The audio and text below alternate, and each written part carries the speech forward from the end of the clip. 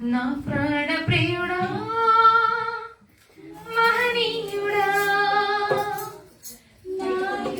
నా యేసయ్యా నీతో ఉన్నానయ్యా. నా ప్రాణ ప్రియుడా మహనీయుడా నా యేసయ్యా నీతో ఉంటానయ్యా. నీవే కావాలేసయ్యా నీతో ఉంటానయ్యా. నీతోనే ఉంటానేసయ్యా ఉంటానేనయ్యా. నీవే కావాలేసయ్యా నీతో ఉంటానయ్యా.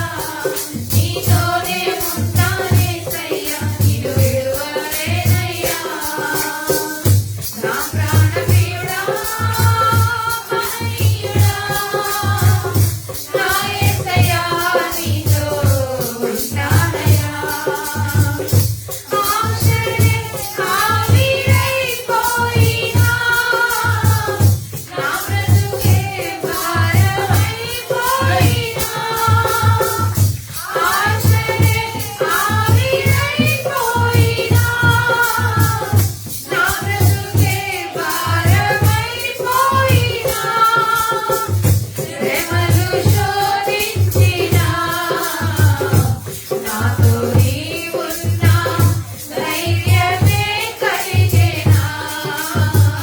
శ్రమలు శోధించినా నాతో నీవున్నా ధైర్యమే కలిగేనా. ప్రాణం పోయేంత వరకు నీ తోడేనయ్యా. తొలి శ్వాస వరకు నీతో ఉంటానయ్యా. ప్రాణం పోయేంత వరకు నీ తోడేనయ్యా. తొలి శ్వాస వరకు నీతో ఉంటానయ్యా. నీవే కావాలేసయ్యా నీతో ఉంటానయ్యా. నీతోనే ఉంటానేసయ్యా నిన్ను విడువలేనయ్యా. నీవే కావాలేసయ్యా నీతో ఉంటానయ్యా. నీతోనే ఉంటానేసయ్యా నిన్ను విడువలేనయ్యా. నా ప్రాణ ప్రియుడా మహనీయుడా నా యేసయ్యా నీతో ఉంటానయ్యా.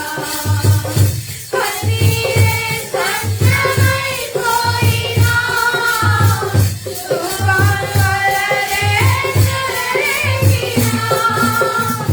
కన్నీరే సంద్రమైపోయినా తుఫాను అలలే చెలరేగినా. నేనలిగిపోయినా నాతో నీవున్నా ధైర్యమే కలిగేనా.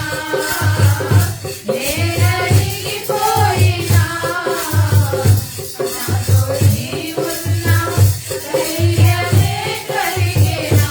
ప్రాణం పోయేంత వరకు నీతోనేనయ్యా. తొలి శ్వాస వరకు నీతో ఉంటానయ్యా. ప్రాణం పోయేంత వరకు నీతోనేనయ్యా. తొలి శ్వాస వరకు నీతో ఉంటానయ్యా. నీవే కావాలేసయ్యా నీతో ఉంటానయ్యా. నీతోనే ఉంటానేసయ్యా నిన్ను విడువలేనయ్యా. నీవే కావాలేసయ్యా నీతో ఉంటానయ్యా. నీతోనే ఉంటానేసయ్యా నిన్ను విడువలేనయ్యా. నా ప్రాణ ప్రియుడా మహనీయుడా నా యేసయ్యా నీతో ఉంటానయ్యా. నేర్చులాడు హల్లెలూయా. మంచిది. ఈరోజు ఇశ్రాయేలుకు దేవాది దేవుడు ఒక ఉన్నతమైనటువంటి కృపను అనుగ్రహించి వారి జీవితంలో ఒక నూతనమైన ఒక ఉన్నతమైనటువంటి ప్రణాళికను సిద్ధపరిచి దేవాది దేవుడు వారిని ఏ విధముగా నూతన సిద్ధపరిచి నూతన సంబంధమైన నూతన నిబంధనకు వారసులుగా యోగ్యులుగా చేసిన దేవాది దేవుడు వారి జీవితములను ఒక ఉన్నతమైనటువంటి మనోహరమైన ద్రాక్ష తోటను పోల్చాడు. ఇజ్రాయేలు జీవితమును వారి ఆత్మీయ స్థితిని బట్టి వారు ఉన్నతమైనటువంటి దేవుని ఆశ్రయించి దేవుడి ఆజ్ఞలు కట్టలు గైకొనటం వలన దేవుడు చేసిన వాగ్దానాలకు వాటిని అన్నింటినీ కూడా గైకొని దేవుడి కృపలో వర్ధిల్లినటువంటి ఆత్మీయ జీవితములను దేవుడు వారిని చూసి మనోహరమైనటువంటి ఒక ద్రాక్ష తోటతో పోల్చాడు. దేవుని బిడ్డలారా, ఆ ద్రాక్ష తోటతో పోల్చినటువంటి దేవుడు ఆ యొక్క ఇశ్రాయేలు జీవితములను ఎంతో ఉన్నతంగా తీర్చిదిద్దాడో మనం ఈ రోజు నేర్చుకుందాం. ఈ యొక్క నూతన సంవత్సరము మొదటి నెల 2వ వారంలో దేవాది దేవుడు నీకు నాకు మనందరం కూడా వాగ్దానం చేస్తున్నాడు. ఒక తీర్చుగా ఆ ఇశ్రాయేలు ఎవరో కాదు, నీవు నేననే. ఇదిగో ఆనాడు ఇశ్రాయేలుని ఏ విధంగా నేను బలపరిచాను, స్థిరపరిచాను, ఉన్నత స్థితిలో నడిపిస్తున్నాను, వారిని ఏ విధంగా వారిని ఒక ఉన్నతమైనటువంటి శ్రేష్టమైన ఒక ద్రాక్షవనముగా చేసి వారిని ఇష్టపడి సంతోషిస్తున్నాను. ఈ రోజు నేను కూడా మీ అందరితోనూ మీ అందరి ఎడలు కూడాను ఇదే తీరులో ఇదే విధముగా వార్తిస్తున్నాను అని దేవుడు మనతో ఈ రోజు ముక్కుచూటిగా మాట్లాడటానికి సిద్ధపడి ఉన్నాడు. ఒక పాట పాడుతున్నాడు. పరలోకము నుండి దేవుడు పాట పాడుతున్నాడు. దేవుని బిడ్డలారా, పాట సాంగ్ ఆలోచించండి. దేవుడు యెషయా గ్రంథంలో 2 చోట్ల పాట పాడాడు. ఒకటి యెషయా 5వ అధ్యాయం అయితే, ఇక్కడ 27వ అధ్యాయంలో పాడితే, అలాగే కొత్త నిబంధనలో కూడా దేవాది దేవుడు ఆ యొక్క గెచ్చమైన తోటలో ప్రార్థనకు వెళ్లే ముందు సర్వలోకం కోసం తన జీవితము తన యొక్క శిలువ మానవ యాగమును బలిపొందినటువంటి స్థితిని ముందుగా ఆయన అదే పస్కాన్ని ఏర్పాటు చేసి అక్కడ శిష్యులందరినీ ఏర్పాటు చేసిన తర్వాత ఆ యొక్క రొట్టెను ద్రాక్షరసం ఇచ్చి అక్కడ ఏమన్నాడంటే అందరూ అంత ముగించుకున్న తర్వాత అంతగా కీర్తన పాడుతూ ఒలివలకు వెళ్ళను అని రాయబడి ఉంది. దేవుడి బిడ్డలారా, దేవుడు కీర్తన పాడాడు. దేవుడు పరలోకమైన ఒక సంతోషకరమైనటువంటి పాట పాడాడు. ఈ రోజు నీవు నేను పాడటం కాదు, ఈ రోజు మనందరం నేర్చుకుని పాడటం కాదు. దేవుడి బిడ్డలారా, ఆనాడు పరలోకము నుండి ఒక గీతం వచ్చేస్తుంది. పరలోకం నుండి ఒక పాట పాడాడు. దేవుడు స్తోత్రములు, హల్లెలూయా. అది ఇది పరలోకపు గీతము. పరమగీతం అని మనం ఎలా అంటున్నామో, పరమగీతము పరమ నుండి వచ్చిన గీతము. దేవుని బిడ్డలారా, పరమ నుండి పెళ్లి కుమారుడు దేవుడు, రాజైన దేవుడు ఆ యొక్క పరమ చెత్తపడిన పెళ్లి కుమార్తెను తీసుకువెళ్ళడానికి పరమ నుండి ఒక పాట పాడాడు, ఒక గీతము పాడాడు, ఆలపించాడు.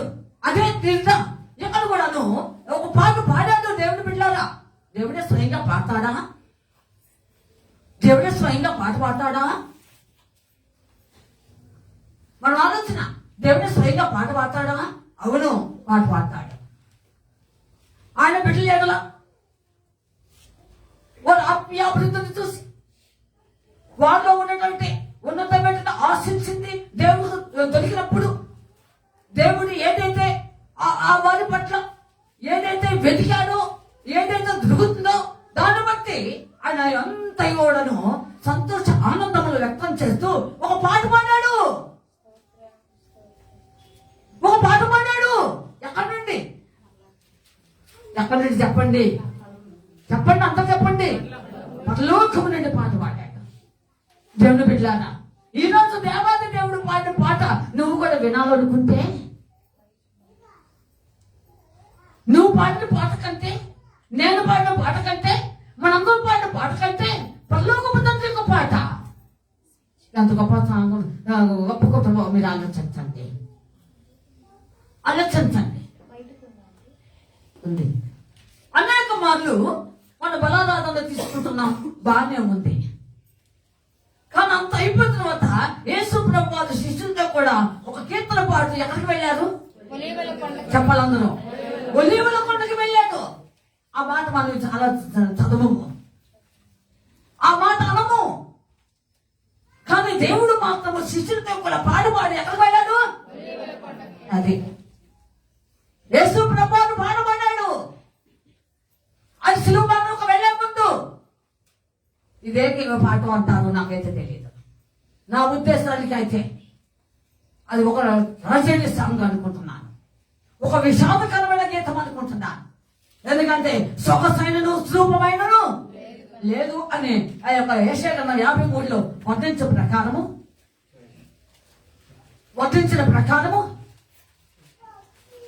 ఆయన కొన్ని గంటల్లోనే ఒక సిలువ మరణానికి వెళ్ళాలి కనుక, ఆ సిలువ దర్శనము ఏంటో తెలుసు కనుక, తండ్రి యొక్క చిత్తం ఏంటో తెలుసు కనుక, సర్వ మానవాళి యొక్క పాప పరిహారార్థం ఆయన ఒక బలి అయిపోతున్నాడు కనుక ఆయనకి తెలుసు. అందుకని ఇది సంతోషకరమైన పాట. ఒలీవలకి వెళ్ళినప్పుడు పాడిన పాట చెప్పలేమండి. ఒక సంతోషకరమైన పాట, మనకి అన్ని బాగుంటే సంతోషకరంగా. అయితే ఉందమ్మా, మరి ఎక్కడ ఉన్నాడు వీడు? ఉన్నాడా? మరేంది వీళ్ళు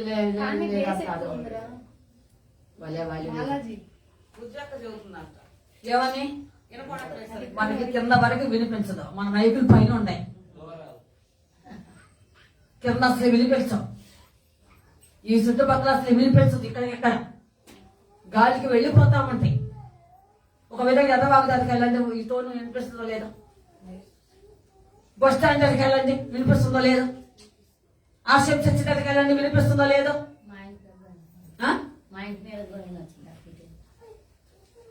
కనుక పైకి వెళ్ళిపోతా ఉంటుంది. మన మైకులు పైన ఉన్నాయి, అర్థమవుతుందండి. ఇక్కడికి కింది వరకు వినిపించదు కనుక అది గగ్గోలు పెట్టబాకండి, టైం వేస్ట్ కాకుండా. తెలీదు కనుక దేవుడు బిడ్డలారా మధ్య డిస్టర్బెన్స్. కనుక దేవుడు బిడ్డలారా ఆలోచించండి, ఏనాత్మకాత్మక కలగనివ్వద్దు. ఈ మధ్యాహ్నకాల సమయంలో మీరు ఆలోచించండి ప్రియులారా. దేవుడు సిలువ మరణంలోకి వెళ్లే ముందుగా కమ్యూనియన్ అనగా పస్కాలు ఏర్పాటు చేసి ఇచ్చిన తర్వాత అంతటా కీర్తన పాటు ఒలీవలకు వెళ్ళాడు అంటే అర్థమేమి? వీళ్ళగా సంతోషకరమైన చదువుకోబోయేలాగా ఏమండి? జయించిన వారు ఒక జయ గీతం పాడతానంట. ఈ జయ గీతమా? కనుక దేవుడు బిడ్డలను ఆలోచించండి. కనుకనే దేవాది దేవుడు నోట నుండి ఆయన ఒక పాట పాడాడు. దేవుడు బిడ్డలారా యేసు ప్రభువుకు పాటలు వచ్చా? ఏమండి? ఒక డౌట్, యేసు ప్రభువుకి ఇప్పుడు పాటలు వచ్చా? పాడతాడు ఆయన. పరమ తండ్రి పాట పాడాడు. దేవునికి స్తోత్రములు, హల్లెలూయా. అదే పాట ఈ రోజున దేవుడు వినిపించబోతున్నాడు. అమ్మా, సాంగ్ ఆఫ్ వైన్యార్డ్, ద్రాక్ష వనముల గురించి, ద్రాక్ష తోటల గురించి ఒక మనోహరమైన పాట పాడుతున్నాడు. బ్యూటిఫుల్ సాంగ్, చాలా ఉన్నతమైన పాట పాడుతున్నాడు. ఏమిటి పాట? ఆ పాటలో ఉన్న సారాంశం ఏంటి? ఆ పాటలో ఉన్నటువంటి స్థితిగతులు ఏమిటి? ఆ పాటలో ఉన్న పరిస్థితి ఎలా ఉంది? ఇజ్రాయేల్ గురించి దేవుడు వర్తిస్తున్నాడు పాట రూపంలో. ఒక పాట మనం పాడుకున్నప్పుడు కొన్ని వచనాలు కొంతమందికి ఆకర్షించుకుంటారు, అవి కొంచెం ప్రేరేపిస్తూ ఉంటుంది కదండి. ఆ వచనం బాగుందండి, ఈ వచనం బాగుందండి, ఆ మాట బాగుందండి, ఈ మాట బాగుందండి అని అనుకుంటున్నాం కదా. అవునండి, అవును అవును. పాటలే మీకు బాగుంటే బైబిల్ గ్రంథంలో ఉన్న ప్రతి దేవుని ఆత్మ ప్రేమతో రాయబడిన ప్రతి మాట ఎంత అందంగా ఉంటుంది, ఏమండి, ఎంత అద్భుతంగా ఉంటుంది. నీ జీవితాన్ని మార్చేది, నీ బ్రతుకును మార్చేది, నీ రోగ పాత కప్పును తీసేసేది, నీ పరిస్థితులను సరిచేసేది. ఎంత అందమైనది ఈ వాక్యం, ఏమండి. కనుక దేవాది దేవుడు వినిపిస్తున్నాడు ఈ రోజున, ఓ చక్కని పాట వినిపిస్తున్నాడు. దేవుని పెట్టారు పరలోకమందు ఈ ఉన్నటువంటి ఇప్పుడు వాడే ఇన్స్ట్రుమెంట్స్ కంటే ఇంకా శ్రేష్టమైనవి అక్కడ ఉన్నాయి పరలోకంలో, ఏమండి. అవును, సింఫోనీ అని ఇంకా రకరకాలు ఉన్నాయి, అవన్నీ అక్కడ ఉన్నాయి. అక్కడ కనుక పరలోకంలోనే పాటలు పాడారా లేదా? గట్టి చెప్పండి, పాడారా లేదా? పరలోకంలోనే పాటలు పాడారు. ఇక్కడ మాత్రం పెద్ద లెక్క చెప్పాలి మీరంతా, ఇక్కడ మాత్రం లెక్క. పరలోకంలోనే చాలా మాధుర్యమైన సంగీతమైన పాడుతూ ఉంటుంది. ఇక్కడ మాధుర్యమైన సంగీతానికి ఎవడో లేవడో గతులేడు, ఏమండి. ఇక్కడ సంగీతం వేరు, అక్కడున్న సంగీతం వేరు, ఏమంటే అక్కడున్న సంగీతానికి దేవదూతలందరూ కూడా ఎగిరి గంతులేస్తూ ఉంటారు. స్తుతి స్తోత్రం, స్తుతి స్తోత్రం, స్తుతి స్తోత్రం, పరిశుద్ధుడు, హోలీ హోలీ హోలీ, మోస్ట్ హోలీ. సరాపులు కెరూబులు పరిశుద్ధుడు పరిశుద్ధుడని, సరాపులు కెరూబులు పరిశుద్ధుడు పరిశుద్ధుడని, చేయు ప్రతికారములకు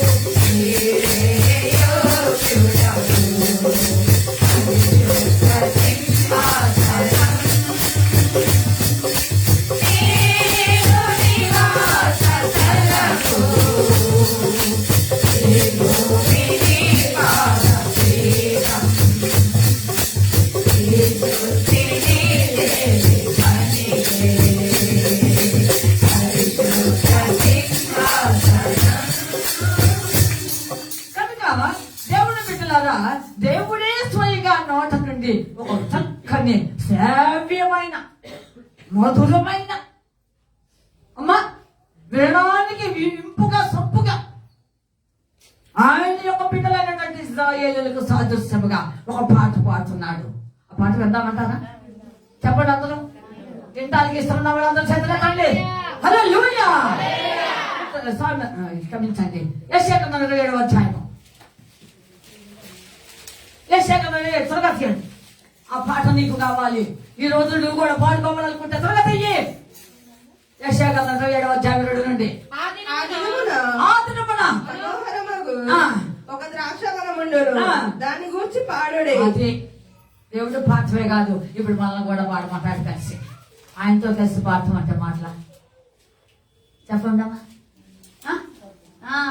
ఒక సేవకుడితో కలిసి పాడుతున్నామంటే పరలోకం వెళ్ళిపోయినట్టు అనిపిస్తుంది కొంతమందికి.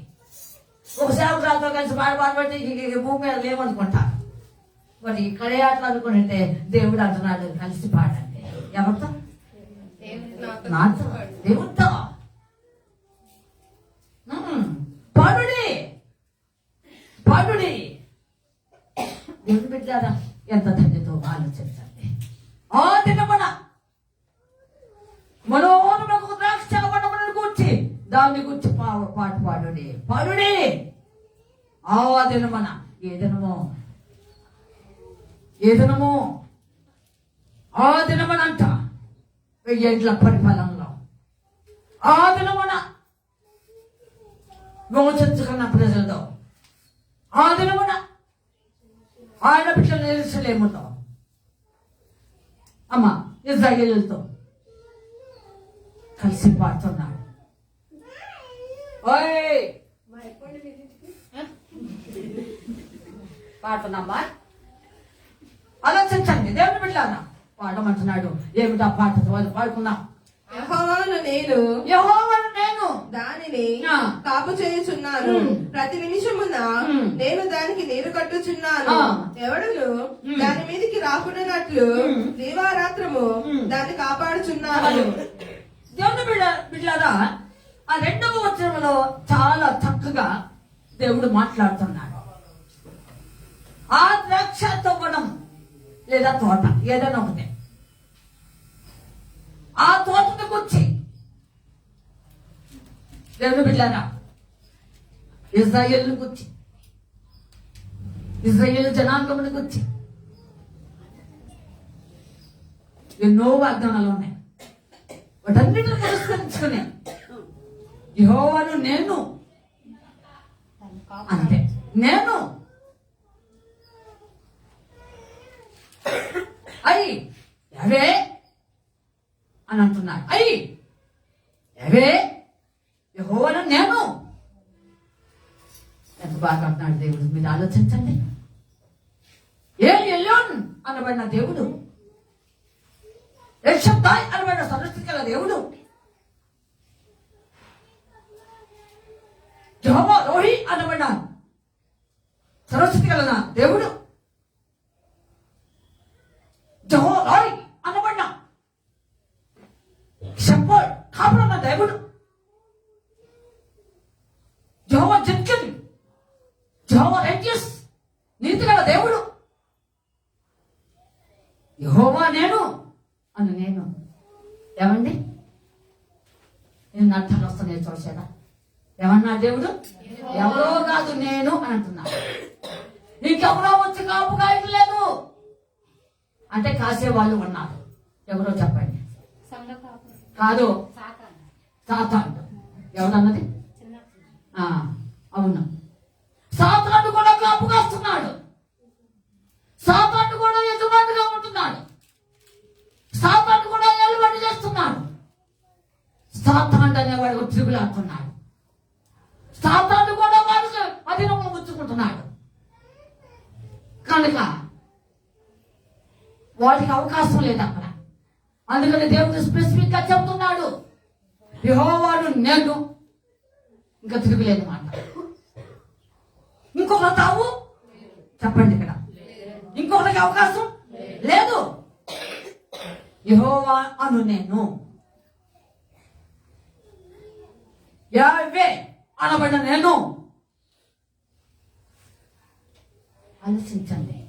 యావే అంటే యెహోవా అని అర్థం. ఇప్పుడు మాట అది యావే అనే మాట. బిడ్డలారా,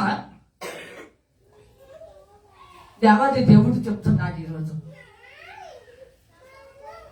ఆ ద్రాక్షావనమునకు వచ్చి ఓ పాట పాడుతూ చెప్తాడు. మొట్టమొదటిగా నేనే స్వయంగా దానికి ఏం చేస్తున్నాను? కాపు చేయుచున్నాను. అంతే, ఇంకొకరు కాదు, మరొకరు కాదు. అందుకనే ఆ సపకీర్తనలో దావొద్దు సపోర్టుగానే 80 అంటాడు, ఇశ్రాయేలు మంద కాపరి, మందను కాసేవాడు కాపరి, పశువులు కాస్తే పశువులు కాపరి, గొర్రెలు కాస్తే గొర్రెలు కాపరి, గదులు కాసేవాడి గదులు కాపరి. ఏమండి, అయ్యా నేను మేడు చెట్టు కింద మేడు కాలి అనుకుంటున్నా, నేను ఒక పశువుల కాపరిని. ఎవరన్నది ఈ మాట? ఆమోస్. కనుక దేవుడు అంటున్నాడు, నేను కాపరిని కనుక ఏం చేస్తున్నాను? కాపు కాయుచున్నాను. అంతే. కాపరి లక్షణములు వేరు, కాపరికున్న విధి విధానాలు వేరు, కాపరికున్న బాధ్యతలు వేరు. కాపరికి ఒక ప్రత్యేకత వేరు.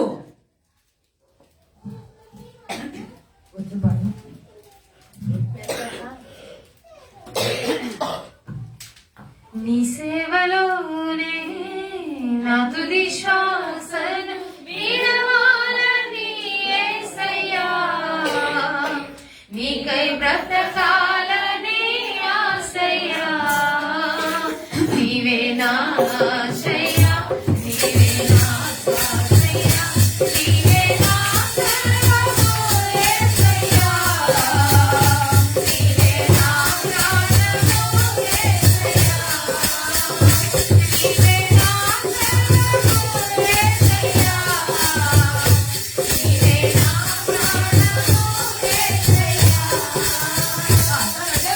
ఆలోచించండి.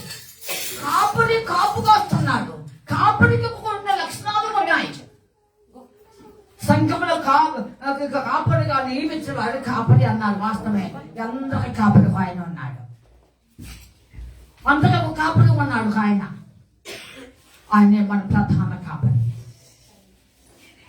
అవును, ఎస్కేలో దేవుడు అంటాడు, దావీదు ఇశ్రాయేలీయులకు కాపరిగా దావీదును ఉంచితే దావీదు అన్నాడు, నాకంటే అందరికంటే అసలైన శిస్తుల కాపరి ఆయన అంటాడు.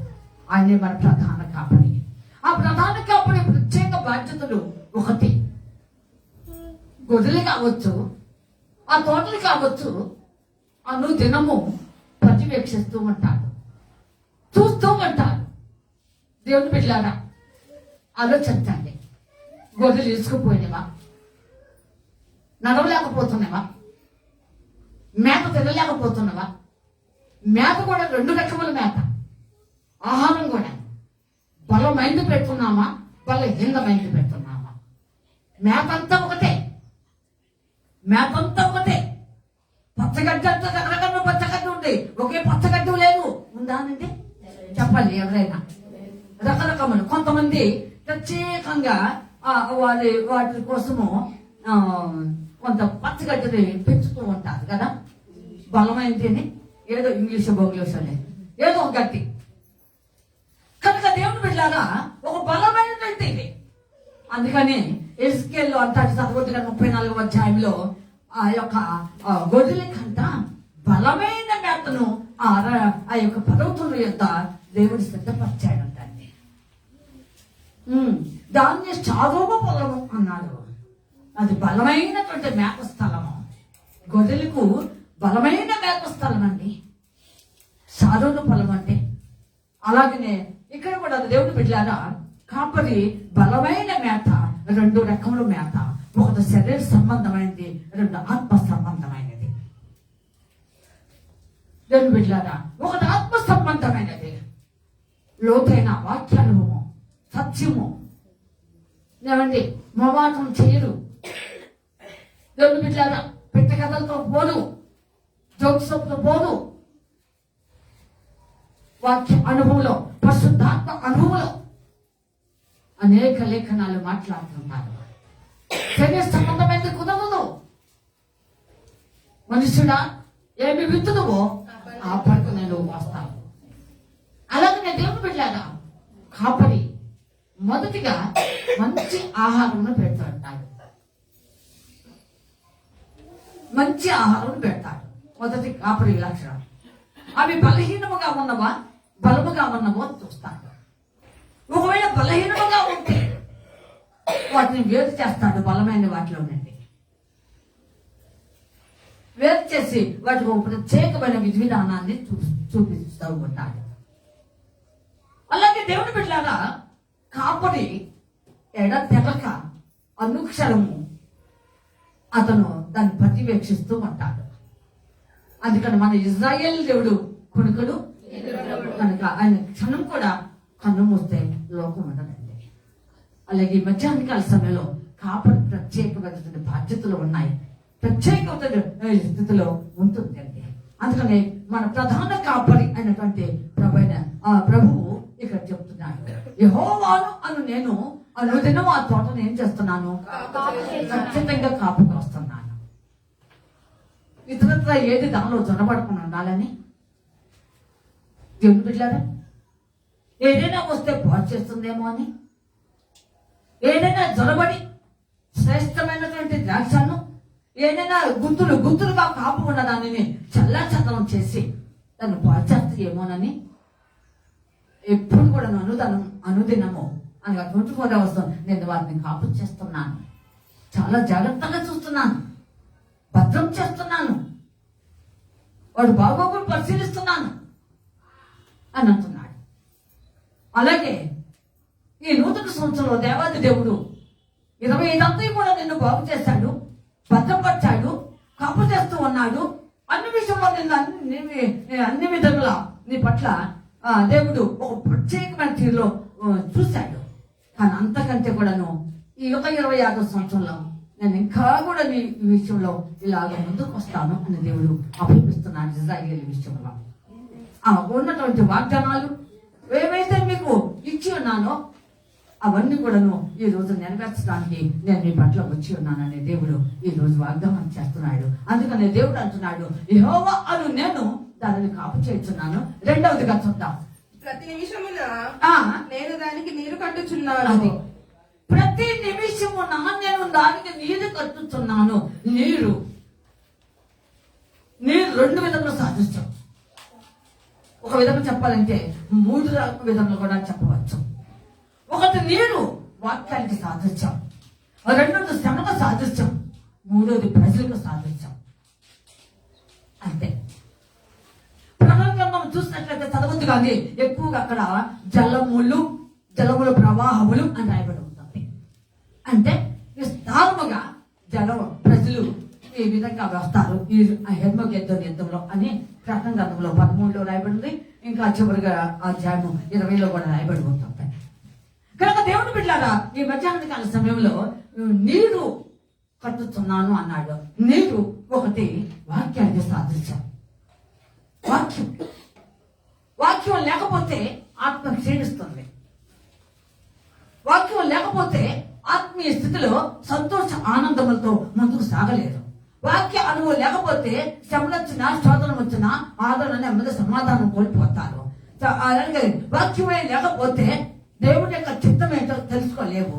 వాక్యమే లేకపోతే నీ జీవితంలో అన్ని విషయంలో దేవుని రాకడకు సిద్ధపడటానికి ఇబ్బందికరం అవుతుంది. వాక్య అనుభవం నీకు లేకపోతే ప్రార్థన భారం కూడా పడగలంటే మీరు ఆలోచించండి. పొడి ప్రార్థన లేదు, భారమైన ప్రార్థన లేదు. ఆలోచించండి బాగా. ఎప్పుడైతే నువ్వు వాక్యం చదివి ధ్యానిస్తూ ఉంటావో, ఎప్పుడైతే వాక్యంలో నువ్వు సాగుతూ ఉంటావో ప్రార్థన భారము నీకు తెలియక గుండె పగిలిపోతుంది.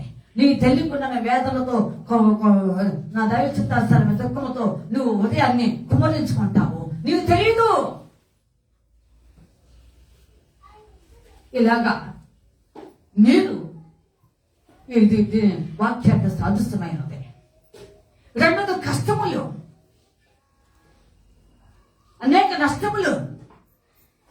నువ్వు జన్మలో పడి వెళ్ళను అవి నీ మీదకు అని అంటాడు యెషయా 43లో.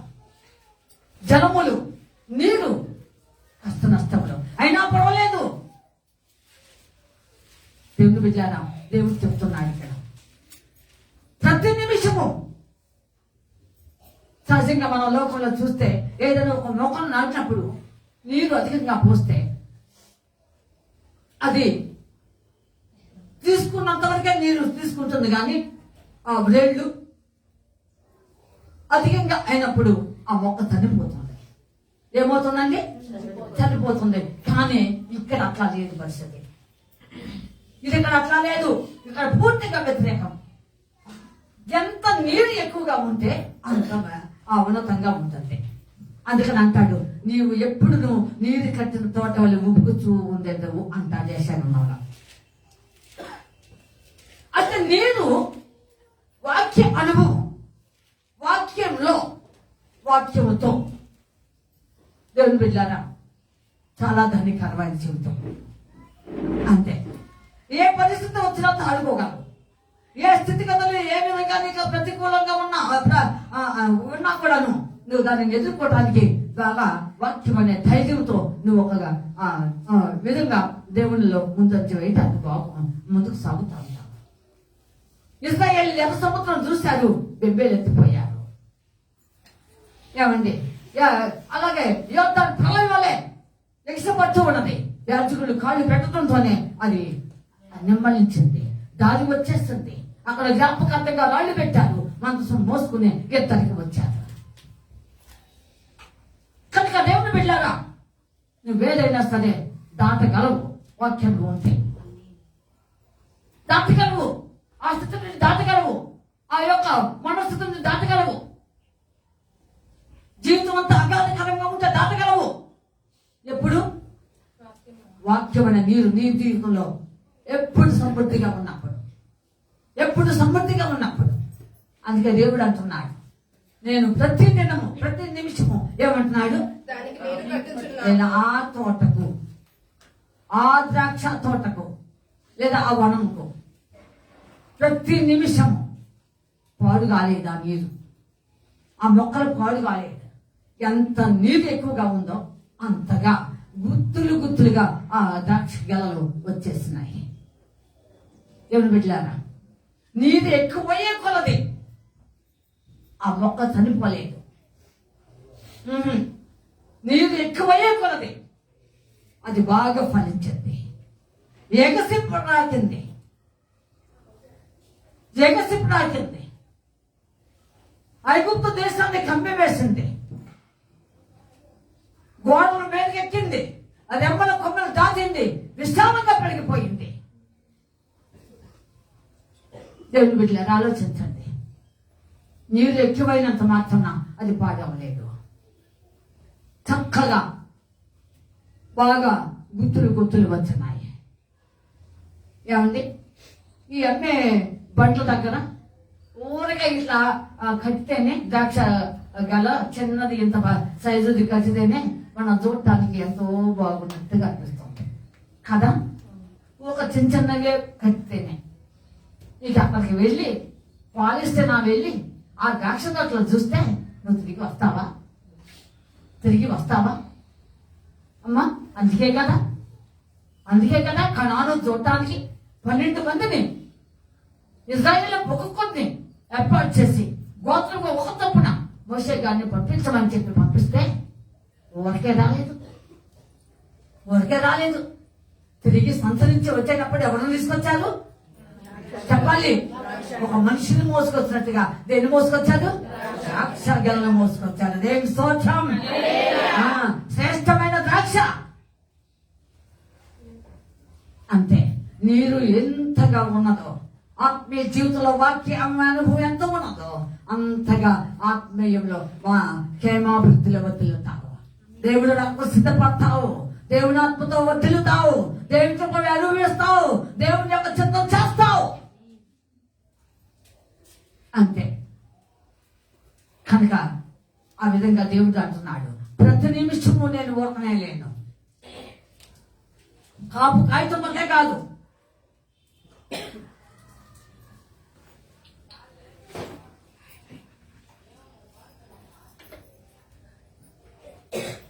కాపు కాయటమే కాదు, ప్రతి నిమిషము నీరు కట్టుతున్నాను.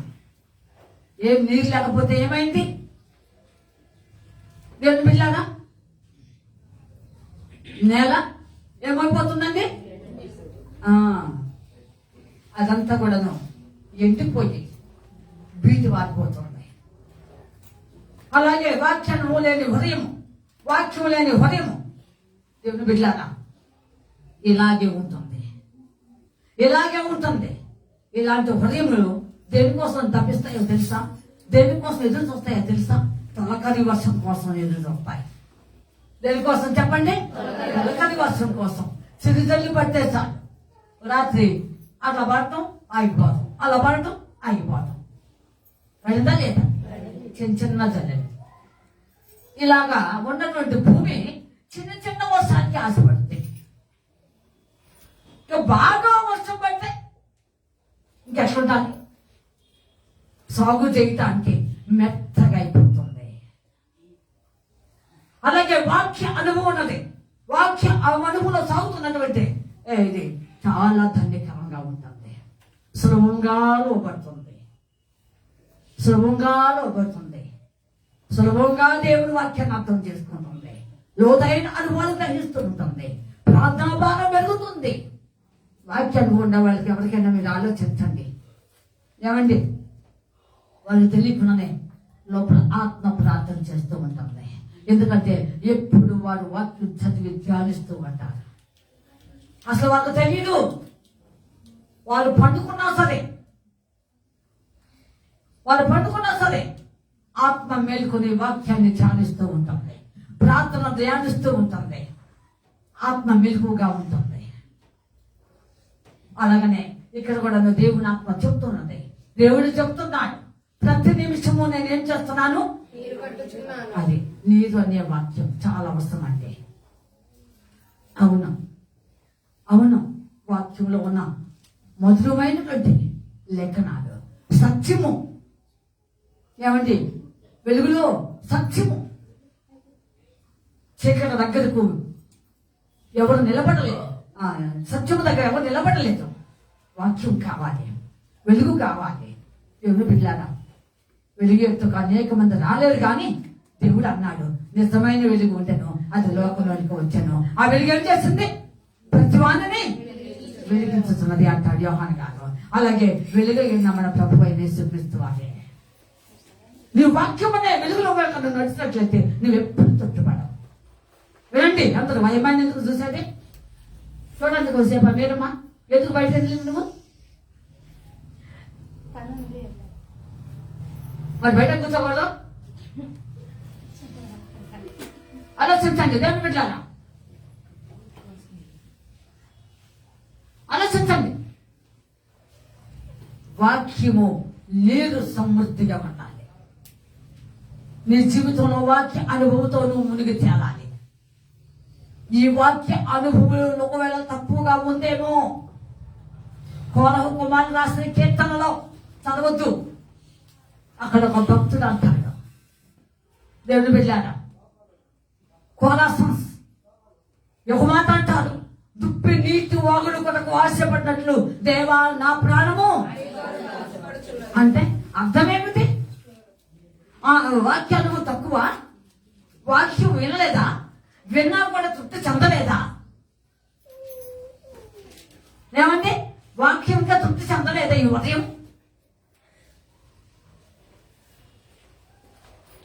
తృప్తి చెందిందేమో కానీ ఇంకా కావాలని ఆశిస్తుంది వాక్యం ఈ హృదయం.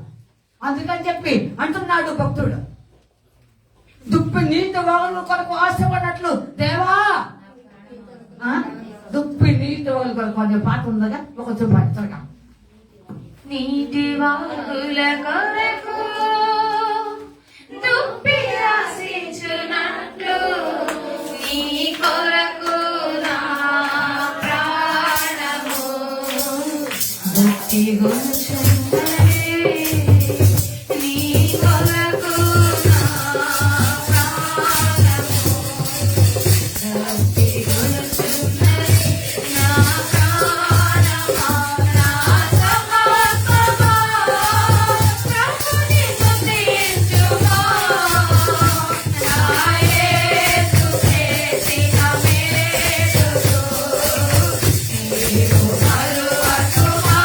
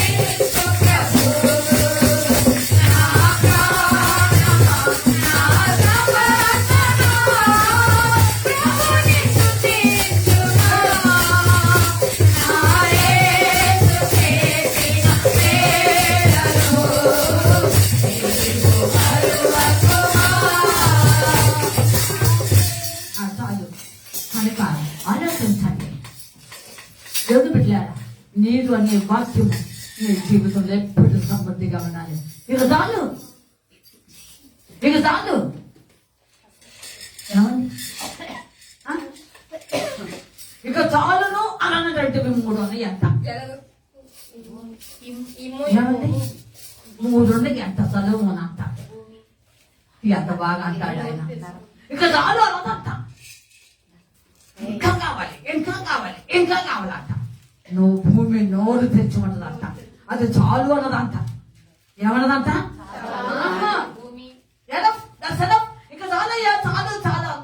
ఎంతమందిరైనా మింగేస్తుంది. ఏంటది? పాతాళము. పాతాళం. ఇంకా చాలు అంత సర్వలోకాన్ని మింగుతానంటుంది. అసలు చాలు అన్నమాట. పాతాళమే చాలు అన్నదంటే చాలు, ఇక చాలయ్యా అన్నమాట. మరి నీ హృదయం ఎందుకు చిన్నదాంతో తృప్తి పడుతున్నది? ఏమండి? ఓ గంట అయింది. అబ్బో ఏది టైం? చాలా అయింది. ఇంకా ముగించలేదే, ఇంకా ముగించలేదే. చాలాసేపు నుండి ఎదురు చూస్తున్నా. ఎప్పుడు ముగిస్తుందా పాపాన్ని. అయ్యో ఏంటి ఇది?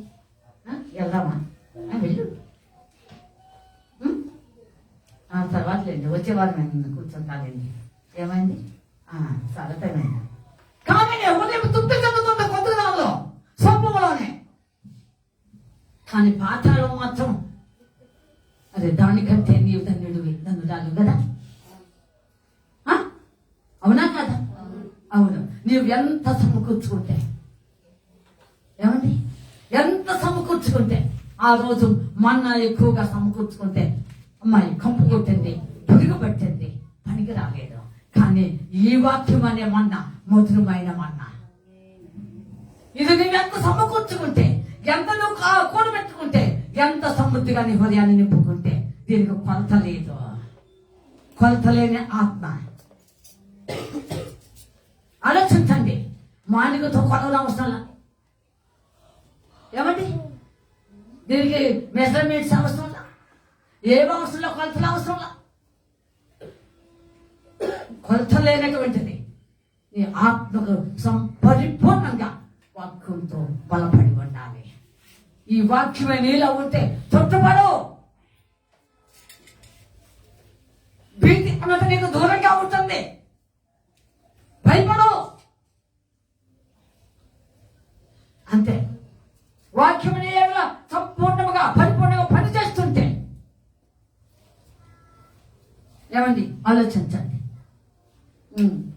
మొన్న చెన్నై కొంచెంసేపు కూర్చుంటే అక్క ఇప్పుడు ఒకసారి కూర్చుని ఆలోచన చేసుకుంటే అసలు ఆ రోజు అసలు ఆ ధైర్యం నాకు ఎంత వచ్చిందో నాకు అర్థం కాలేదా. అసలు వెళ్ళిపోయినాక అలాగా థియేటర్కి అసలు నాకు తెలియదక్క అని చెప్తే దేవుడే ఇచ్చుంటాడు, దేవుడే చేశాడు అయ్యా నీకు ఆ ధైర్యం దేవుడే ఇచ్చాడు అన్న. ఆ అమ్మాయి కూడా ఏం చెప్పింది? అక్క అట్లాగా ధైర్యంగా వెళ్ళిపోయాడు, నేను కూడా అలాగే ధైర్యంగా ఉండిపోయాక. వాళ్ళిద్దరూ చెప్తే నేను చాలా ఆశ్చర్యపోయాను. మరి అంత వాక్య అనుభవం బాగా లేదు, అయినా సరే దేవుడు అలాగా చేస్తే నీకు సమృద్ధైన వాక్య అనుభవం నీకెంత ధైర్యం ఉండాలి.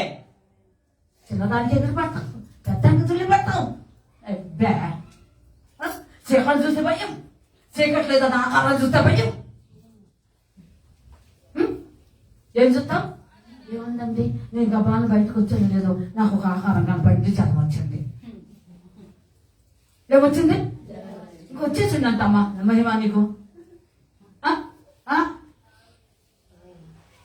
ఆలోచించండి. దేవుని బిడ్డలు ఎలా ఉంటారా? నీలో మంచి వాక్య అనుభవంలో నువ్వు పోతున్నావు కనుక, వాక్య అనుభూతో ఉన్నావు కనుక, వాక్య అనుభూతో నువ్వు చక్కగా దేవుడితో చట్టపట్టాలు సాగుతున్నావు కనుక, నీకు ముందు నీకు వెనక అమ్మా ఎవరన్నారు? ముందు వెనక ఆవరించిన నన్ను చూసి వాడాలి దానిలో ఉంటే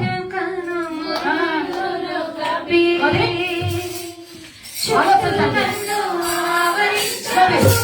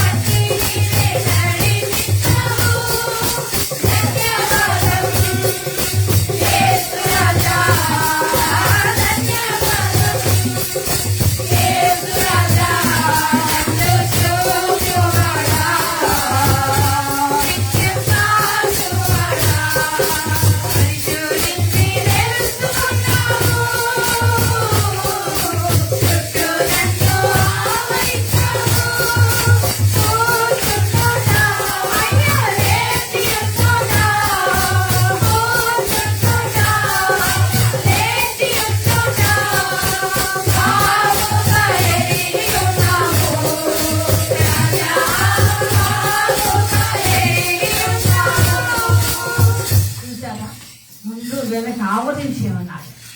పరిశుద్ధాత్ముడు నీవు వాక్య అనుభూతో పరిపూర్ణంగా ఉన్నట్లయితే నీకు దేవుని ఆత్మ చుట్టూ కమ్ముకుని ఉంటుంది. నువ్వు భయపడవు, ఎగిరిపడవు, తుల్లిపడవు. అమ్మ తాను చూస్తే పాపనుకోవు, నేటను చూస్తే దెయ్యమనుకోవు. అమ్మ దచ్చుకుని జన్మ రాదు. అందుకే అట్లా ఆలోచించుకుంటున్నారు. ఆలోచించండి ఇప్పుడు ఇలా. కానీ దేవుడు అంటున్నాడు, గత సంవత్సరం అంతయు ప్రతి నిమిషం కాపు కాశాను, అంతకంటే ఈ సంవత్సరం కూడా నేను నిన్ను కాపు కాస్తాను, నీరు కాస్తాను. భయపడిన అవసరం లేదు. నీ దేవుడైన యెహోవాను నేనే. యెహోవాను నేను, ఆ మాట మర్చిపోవద్దు. దేవుడు వాగ్దానం చేస్తున్నాడు ఈరోజు నీతో, నాతో, మనందరితో.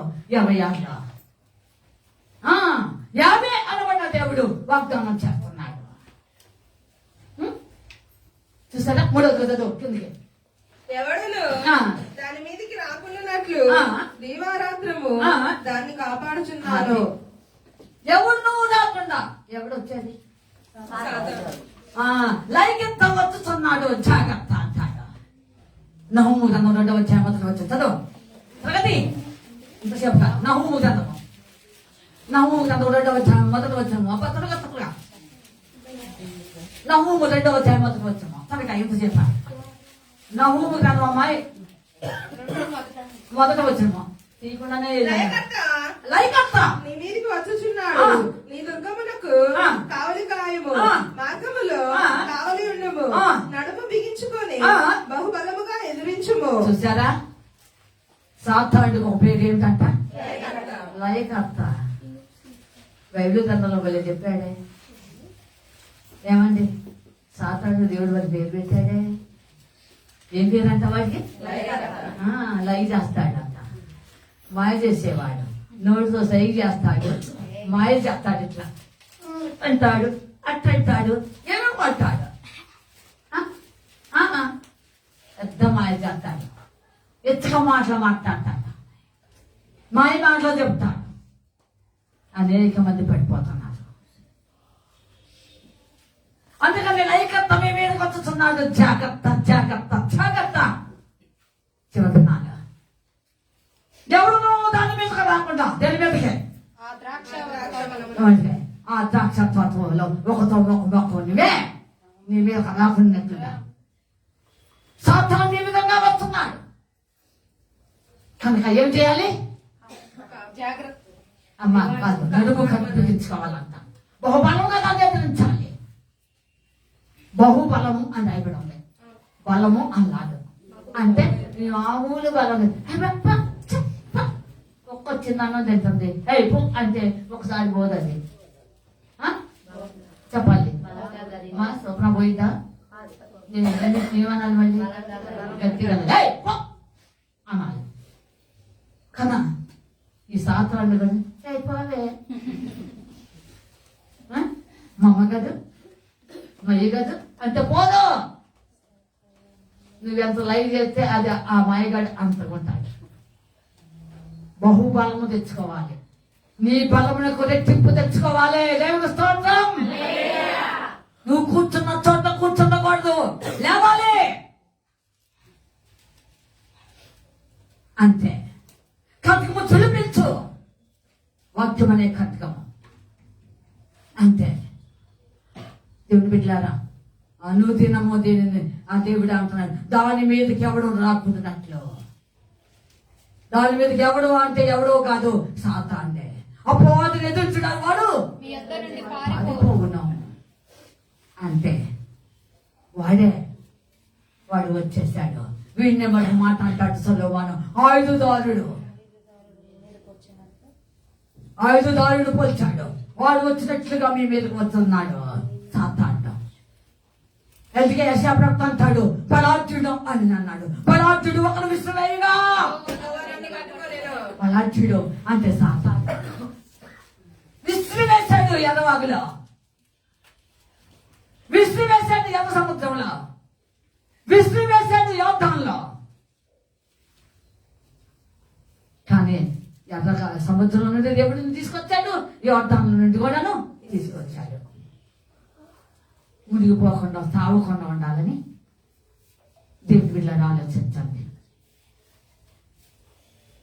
ఈ మధ్యాహ్న కాల సమయంలో ఒకసారి ప్రశ్నించుకుందాం. ఎవడనో దాని మీదుగా రాకుండా దేవుడు అనుక్షణము నిన్ను కాపు కాస్తున్నాడు.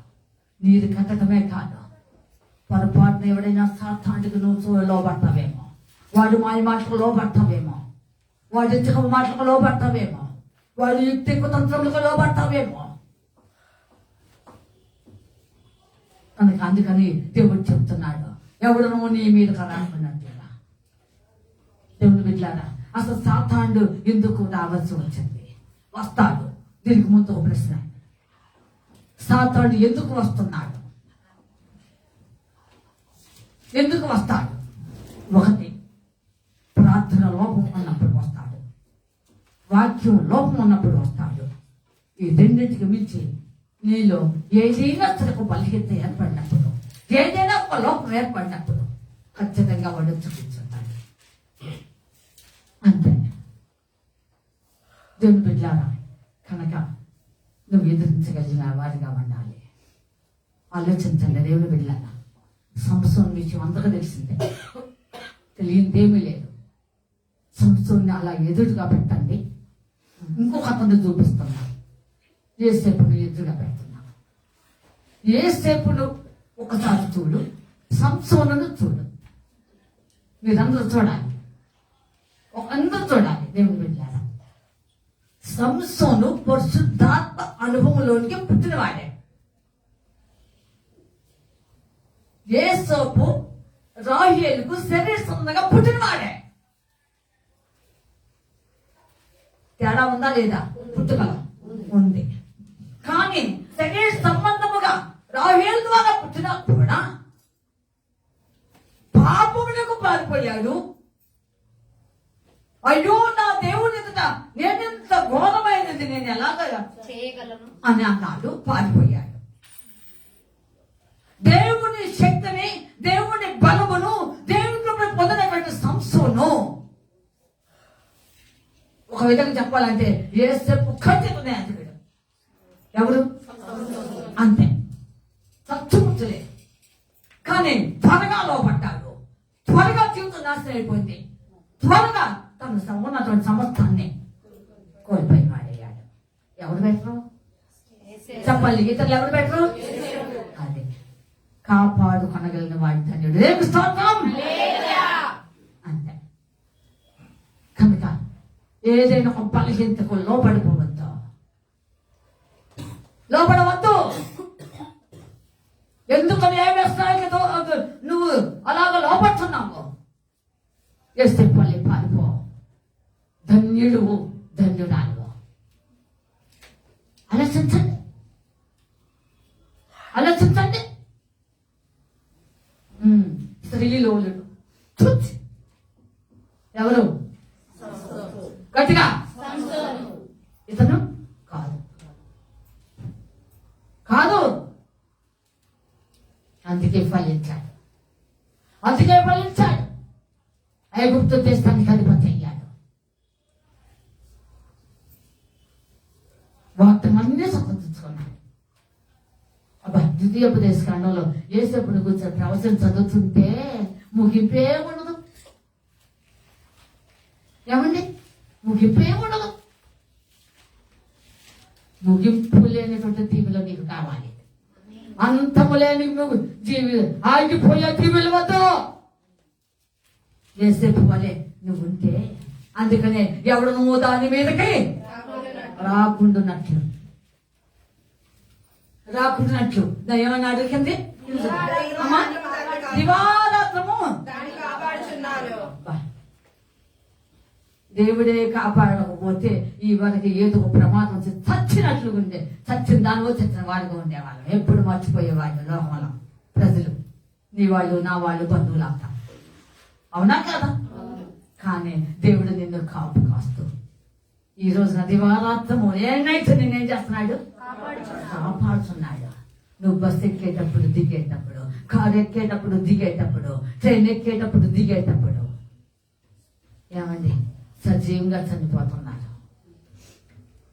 భోగిలు మంటలు వచ్చి బస్సుగా యాక్సిడెంట్లు అయ్యి సజీవంగా చస్తున్నారు.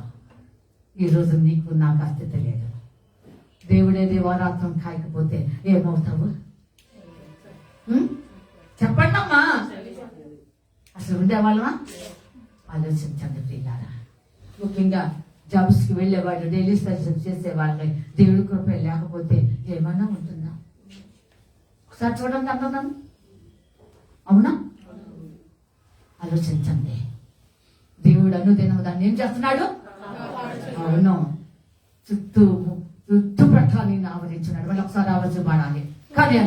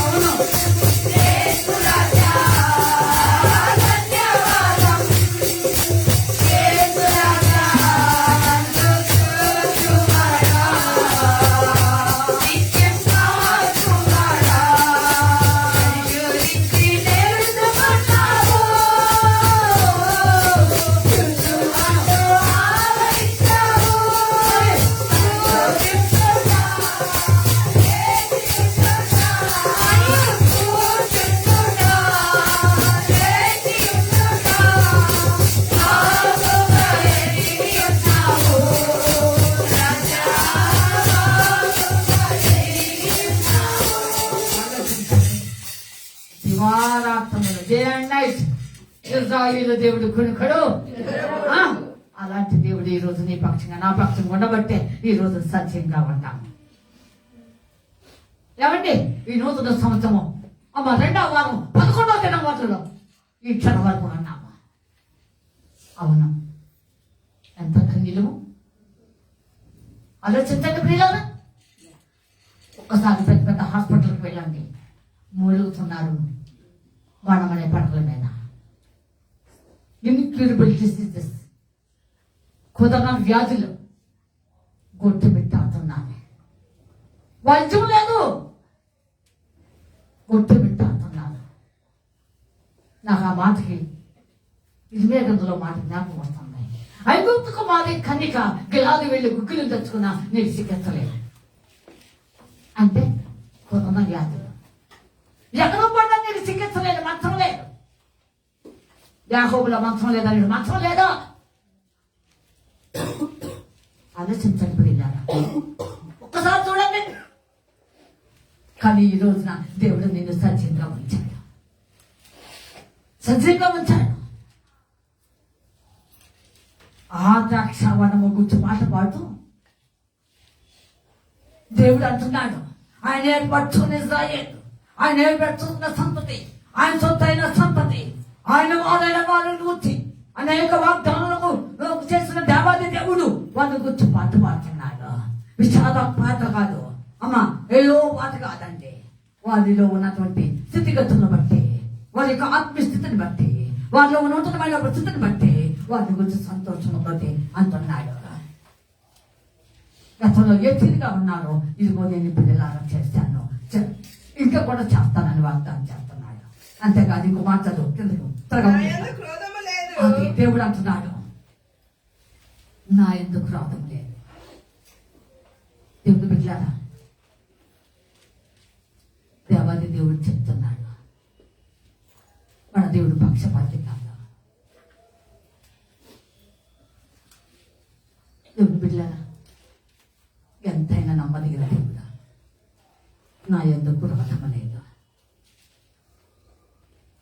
కొట్టాను, చాలు పడుతున్నా, ఎందుకంటే క్రోధం లేని వాడను. దేవుడు బిడ్డలారా, నిమిషం మాత్రమే వదిలిపెట్టా, కానీ వాళ్ళు తిరిగి వాడిని అమ్మా హత్తుకున్నాను. గాయం చేశాను. నా ఎందుకు క్రోధం లేదు కనుక కడుతున్నా గాయాన్ని. ఆలోచించింది ఏమి బిడ్డలారా? నా ఎందుకు క్రోధం లేదు. శాపగ్రస్తమైన నా జీవితాన్ని తీసివేసి దేవుడికరంగా చేశాను.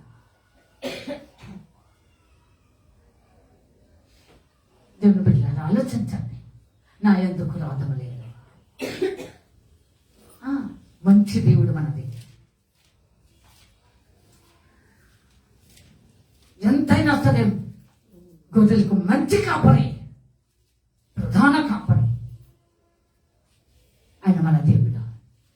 చెప్తున్నాడు ఈరోజు ఇజ్రాయేల్తో చెప్తున్నాడు, నా ఎందుకు క్రోధం లేదు కనుక ఇప్పటి వరకు ఇలాగా చేశా. ఇక్కడ కూడా కొన్ని పనులు చేయబోతున్నా. ఆలోచించు. ఈ 26 సంవత్సరంలో దేవుడు నిన్ను ఉన్నతంగా అలాగే ఎత్తబోతున్నాడు, పైకి ఎత్తబోతున్నాడు. ఏమో నిన్ను కోరుకున్నాడు. నిన్ను ఏదో ఒక ఉన్నతముగా ఎంచుకోబోతున్నాడు. అందుకనే దేవుడు చెప్తున్నాడు, పడిన వారిని పడినట్టు ఉన్నారు, చెడ్ల వారిని చెడిపోయిన వారిగా భావించడం లేదు. వారు సరి చేస్తున్నాడు, వారి గాయములు కడుతున్నాడు, వారి మీద రక్తాన్ని తుడిచివేస్తున్నాడు. వారందరూ కూడా క్షమించేస్తానన్నాడు. సిలువలో ప్రాణం పెట్టి మనందరికీ క్షమించిన దేవుడు ఈరోజు సిలువ చెంతలో చేర్చుకున్నాడు. దేవుని బిడ్డలారా, ఆ దేవాది దేవుడు అంటున్నాడు, నా ఎందుకు క్రోధం ఏమంటే నీకోసం ఏమనించేవాడిని కాదు. రేపు స్తోత్రం. నీకోసం ప్రాణం పెట్టేవాడిని కాదు, నీకోసం ఎవరి రక్తాన్ని కార్చేవాడిని కాదు. నా ఎందేమి లేదు లేదు లేదు. ఎంత త్యాగం చేసిన దేవుడు. క్రోధం ఏమంటే త్యాగం చేసేవాడు కాదు. తండ్రి తన ఏకైక కుమారుని లోకానికి పంపాడంట. ఏమండి, అబ్రహాము ఇస్సాకుని బలివటాలు తీసుకెళ్తే నాయన గొర్రెపిల్ల ఏదంటే ఆయనే చూసుకుంటాడంతే లోబడి వెళ్ళిపోయాడు. విధు తిరగలా, తిరుగుబాటు చేయలేదు, అవిధేత చూపలేదు. అలాగే ప్రభువైన యేసుక్రీస్తు వారు కూడాను, నేను వెళ్ళనంటే వెళ్ళలేదు తండ్రికి.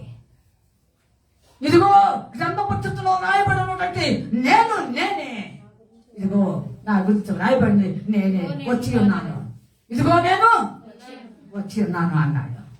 ఆలోచించు దేవుని బిడ్డ, ఆయనే చెప్తున్నాడు ఈరోజు, నా యందు గట్టిగా ఆయనే చెప్తున్నాడు. కనుక ఆ క్రోధము లేని ఆయన మంచి దేవుడు ఏం చెప్తున్నారు కింద త్వరగా. లక్ష పగలను బలుల కసి చెట్లను ఒకవేళ నుండినే ఎడల యుద్ధము చేయవాని వలె నేను వాటిలోనికి వడిగా చొచ్చి తప్పక వాటిని కాల్చివేయుదును. ఎక్కడున్నాయి అంటివి? గట్టి చెప్పాలి. ఎక్కడున్నాయి? అర్థమైన వాళ్ళు చెప్పాలి. ఏమన్నాయి అంట?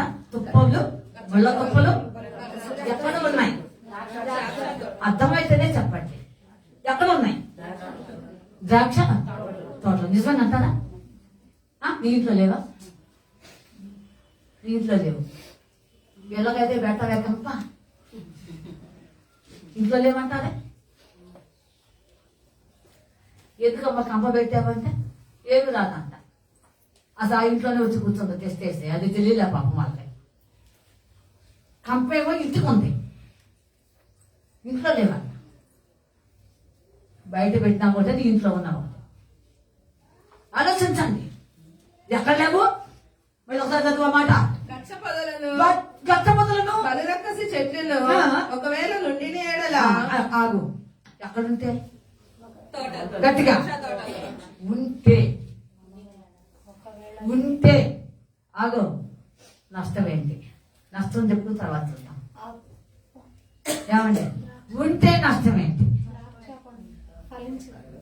ఏమండి, మొట్టమొదట ఆ మొక్క ఎదగనివ్వడం. ఏంటంటే ఎదగనివ్వడం. ఏమండి, ముళ్ళను గూర్చి అమ్మ ఉపమానం చెబుతూ ప్రభువైన యేసుక్రీస్తు వారు మత్తయి సువార్త 13లోనే చెప్పారు. విత్తనం చేసిందంట, అణిసివేసిందంట. ఐక్య విచారము, ధన మోసములు, అవి ఇవి, చీకు చింత పరాకు, అవి ఇవి ఏవేవో ఉండిపోయి వాక్యం ఉన్నా, వాక్యాన్ని ఉన్నా, వాక్యము సమృద్ధిగా నీ జీవితంలో ఫలిస్తున్నట్టుగా అనిపించినా ఇది అణిచివేస్తున్నది.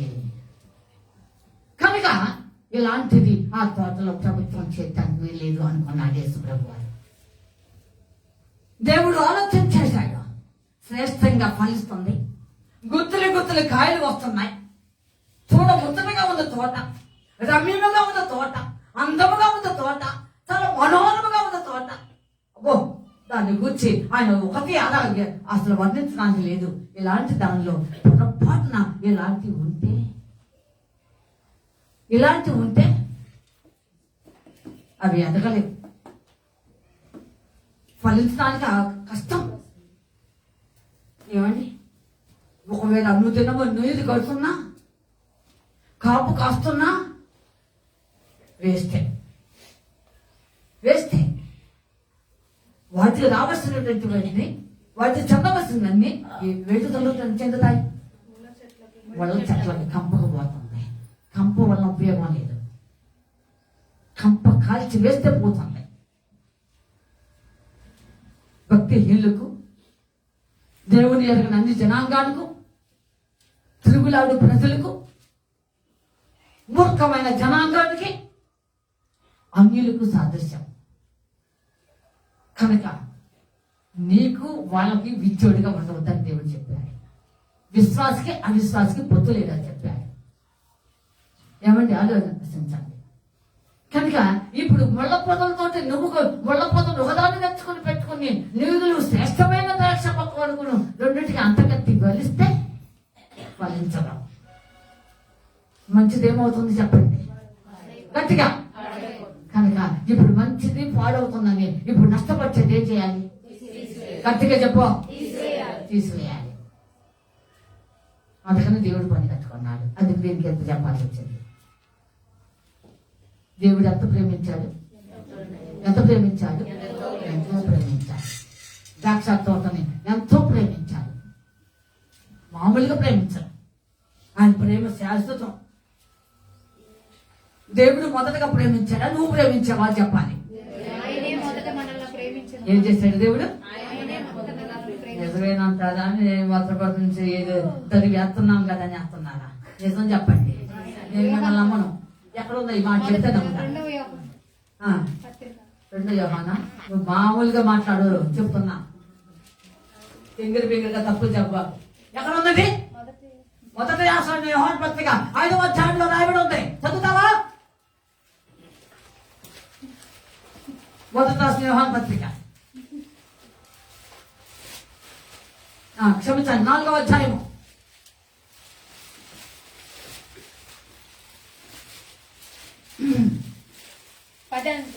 చదువు. మనము దేవుని ప్రేమించితమని కాదు, తానే మనలను ప్రేమించి మన పాపములకు ప్రాయశ్చిత్తమైనటకు మన కుమారుని పంపెను. అది ఇందులో ప్రేమ ఉన్నది. అంతే.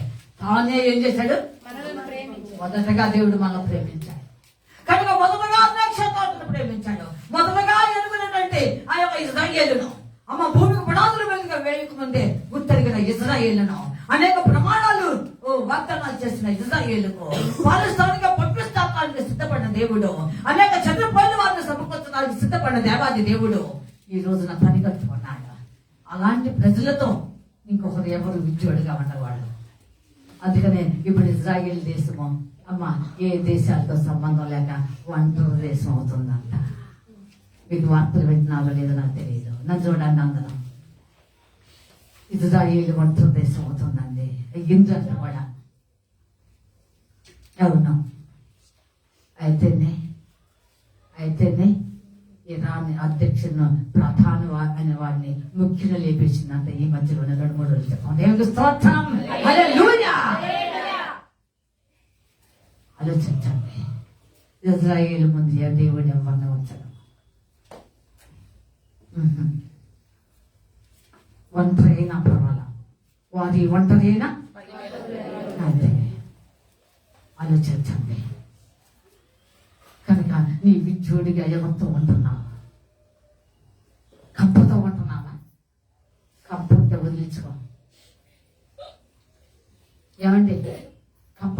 పట్టించుకోబాకు. నీ బట్టలు తిరుగుతాయి, మనిషికి డ్యామేజ్ అవుతావు, అంతా పాడవుతావు. కంపొండటం అన్న నష్టాలి. అందుకని దేవుడు చెప్తున్నాడు, నా యందు నిజంగా ఏం లేదు, క్రోధమేముంటే సిలువలో మీ కోసం ప్రాణం పెట్టను, నీకోసం ఏమైనా రక్తాన్ని కార్చను, చనిపోయి సమాధి చేయబడి తిరిగి లేచింది నిలబడినాను, సత్యువులకు సత్యపడినాను. పునరుద్ధరణ శక్తి బలం కలిగిన దేవాది దేవుడిను నీకోసం నేను ప్రాణం పెట్టాను, నీ పాపంతో ప్రాణం పెట్టాను, నీ మీద ఉన్న శాపాన్ని తొలగించాను. కనుక నా ఎందుకు లేనే లేదు. కానీ అందుకని పని కట్టుకుని గచ్చ మొదలు ఉన్నా, బలిత క్రిస్తు మళ్ళీ ఉన్నా ఏం చేశాను ఇప్పుడు? యుద్ధము చేయువారి వలె వాటిలోనికి వడిగా వెళ్ళాను. తప్పక వాటిని కాల్చివేయుదు. వడిగా అంటే ఫాస్ట్ గా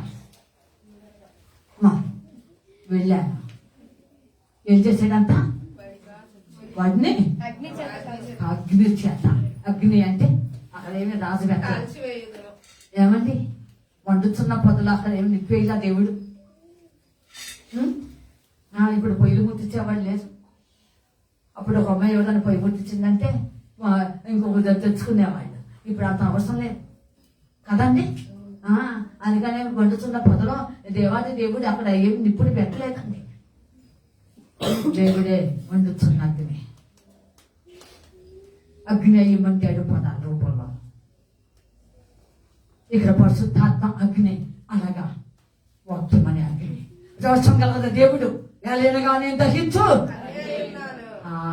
ఆ వాక్యముతో వారిలో ఉన్నటువంటి బలహీనతలు, మస్తు మాలిన్యము, ఎందుకు మొలసినవో, ఎందుకు అవి ఉన్నవో అవన్నీ పరిష్కారం చేసి వాటన్నిటిని కూడా తొలగించిన దేవుడు వడిగా వెళ్ళాడు.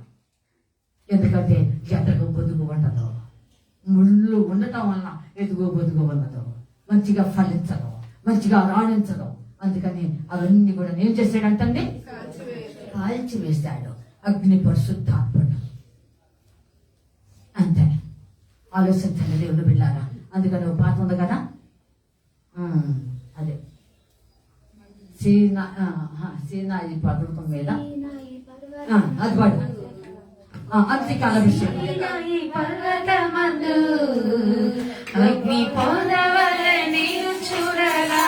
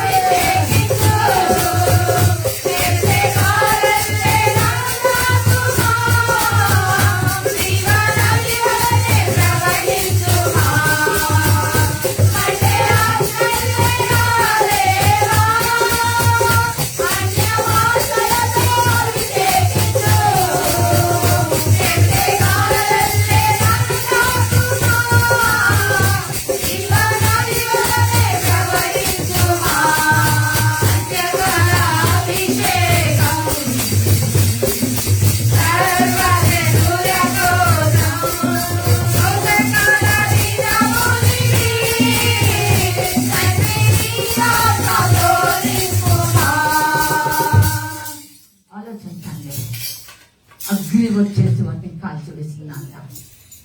మనోహరమైన వనం అలాగే ఉండాలి. దేవుడికి విలువ వెళ్ళిన వనం విలువగానే ఉండాలి. ఇంకోటి కనిపించడానికి లేదు. నిశ్చితమైంది ఏది లోనికి అనే దేవుని వాక్యం చదివిస్తున్నది. కనుక మన ఇక చివరి దినంలో ఉన్న ప్రభుత్వుడిగా వస్తున్నారు. దేవుడు బిడ్డలారా, 25 దేవుడు ఈ తీరుగా నిన్ను చేశాడు. ఈ రోజు కూడా ఒక ప్రత్యేకమైన తీరులో నిన్ను చేయడానికి దేవుడు సిద్ధపడి ఒక ఉన్నతమైన పాట నీ కోసం పాడాడు. దేవుడు బిడ్డలారా, ఆలోచించండి. పరలోకమందు ఒక పాట ఆలోచించండి. పాట ఈ పాటను శాంతముగా ఇజ్రాయేలుకు నేర్పించము అన్నాడు మోషే. ఏమండి, కంతో పాటు భయార్తి చేయమాటాడు. మెమరైజ్ చేయమన్నాడు. ఈ పాట ఎక్కడి వరకు వచ్చిందో తెలుసా అండి? ప్రకటన గ్రంథం. ఏమండి ప్రశ్న గ్రంథంలో వీరు జయించిన వారు ఈ పాట మోసే కీర్తన పాడారు. ఏమండి ఆలోచించండి. యుద్ధంలో విజయం సాధించిన తర్వాత దెబోరా కొంతమంది ఇజ్రాయేల్ కలిసి పాట పాడారు, విజయ గీతము. నీవు కూడా విజయ గీతం పాడాలి, జయ గీతం పాడాలి. ఈ సంవత్సరంలో దేవుడు నీ జీవితంలో ఎన్నో విజయాలు ఇవ్వడానికి సిద్ధపడ్డా దేవుడు. అని గత కాలంలో ఎన్ని అపజయాలు పొందాము, ఎన్ని అవమానాలు పడ్డాము, ఏమేమి పరిస్థితులు ఎదుర్కొన్నాము, వాటన్నిటి ధీటుగా ఈ రోజు దేవుడు గొప్ప విజయంతో నేను ఊరేగించబోతున్నాడు. దేవుడు స్తోత్రం. హల్లెలూయా, హల్లెలూయా. 26 నీ కొరకు ఉన్నతంగా శ్రేష్టంగా తీర్చిదిద్దడానికి ఒక మనోహరమైన ద్రాక్ష తోటాన్ని నీ ఎదుట పెట్టి ఉన్నాడు. దానిలో ఒక ద్రాక్ష మొక్క వేయండి. నువ్వు ఫలించేదానిలాగా ఉండాలని, ఫలించేవాడిగా ఉండాలని దేవుడి నూతన సంవత్సరంలో నేను ఉన్నతంగా ఎదురు చూస్తున్నాడు. అలా ఉండటానికి ఇష్టపడ్డాం. వాక్యము, ప్రార్థన, అనుభవంతో దేవుని యొక్క రాకడ కొరకు సిద్ధపడాలని ఒక తాపత్రయం, సిద్ధపాటుతో నువ్వు ముందుకు సాగాలి. కాలం లేదు, కొంచెం కానీ ఉన్నది కనుక ఉన్న కాలాన్ని సద్వినియోగం చేసుకుందాం. దేవుడి కొరకు మనం ముందుకు సాగుదాం. దేవుడి వాక్యం జీవించడం దాక ఆమె ఒక్క నిమిషం అందరూ ప్రార్థన చేసుకుందాం. అందరూ ప్రార్థన చేయండి, అందరూ ప్రార్థన